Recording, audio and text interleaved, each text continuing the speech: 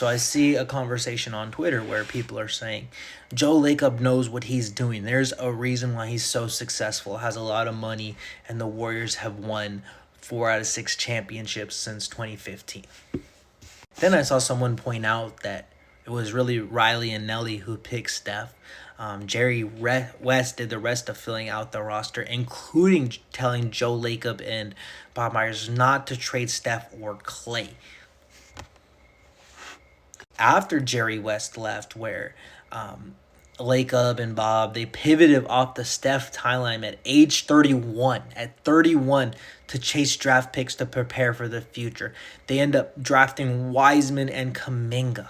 So they're like, we need these picks, but then they drafted so poorly. Wiseman, okay, we'll let that one slide. And this is giving him a lot of leniency, because how do you miss on the number 2 pick when you could have had a LaMelo?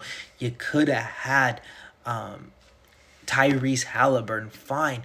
You could even had Obi Toppin if you wanted to go big man. At least Obi Toppin can contribute on a team. Okay, fine. You know what? Everyone's missed one draft. Let's give them leniency. Even though James Wiseman played the least amount of games, was the least proven, fine. And you said LaMelo was the most talented, but you didn't want to draft him because of his dad. That was idiotic. Is LeVar causing any problems for the Hornets? Absolutely not, but fine. You get 7th and the 14th pick in the first round. You go Kuminga. Kuminga is a restricted free agent. Not one team in the league tried to sign him. Not one team.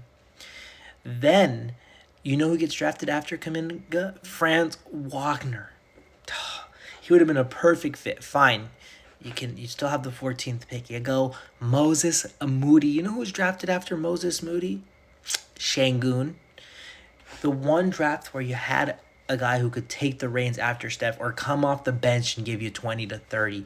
Jordan Poole. Draymond punches him and they can't get along the next season. So you're saying, all right, we're picking Draymond over Jordan Poole, which is another conversation in itself. Fine, no problem with that. But you trade him for 1 year of aged Chris Paul? Jordan Poole can get you more. At that point, he could have got you way more than 1 year of an aged Chris Paul. Yet again, this is the same man who said when they had Kevin Durant 2019, we're light years ahead of the league. Lost the finals, then was the worst team in the league 2 years in a row. Okay, fine. 2022, they win the championship. That summer, he goes, we're never going to waste another year of Steph Curry's career. Has proceeded to waste every year since.